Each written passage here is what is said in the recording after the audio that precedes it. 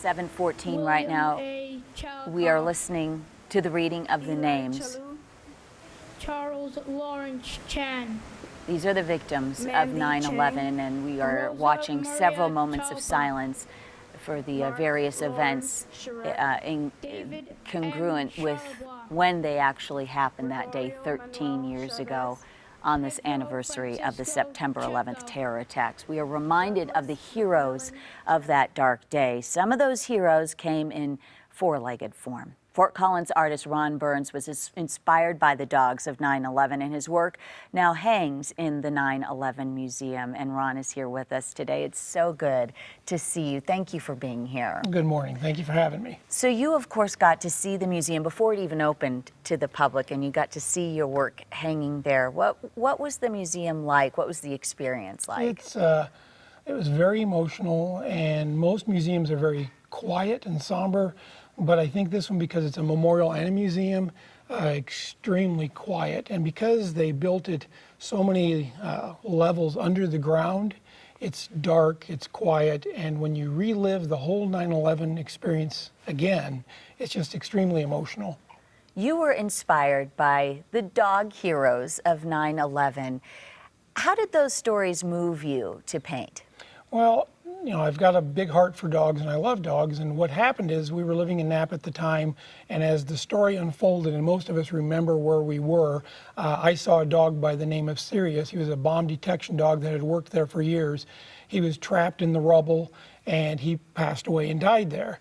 And I immediately reached out to David Lim, his handler, and it was odd because back then with the internet, you could pretty much email people and the security levels were down and all that.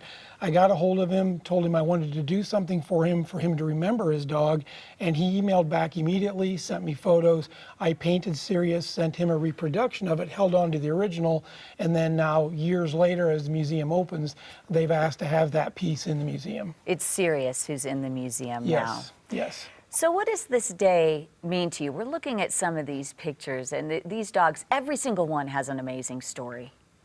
It's hard to, we put together a book that's a compilation of all the dogs, or a number of the dogs that were there, and from therapy dogs to search and rescue dogs. When you read the stories, you need a box of Kleenex next to you, because from the dogs that found bodies to the dogs, the one dog that I brought here today, the painting of, it was there the day that they gave the ashes back to the people that lost their family.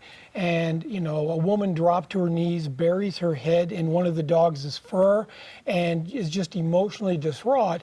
But by being around the dog and near the dogs, it gave them strength and some emotional lift to take on the day and to get through those emotions, because dogs just somehow have a way of lightening the load and making the experience a little bit less difficult than it normally is. And that's this dog right here. This is Patrick. Yes, Patrick was there. Yes. Well, you're right about dogs, and this is the book you're talking about, The Dogs of Ron Burns. This is available. Ron's paintings are also compiled in this book, and it's a tribute to the dogs of 9/11. Ron, it's such a pleasure. We talked to you before when you were visiting the museum, so thank you so much for coming down from Fort Collins. We all have our own memories of that day, Jen.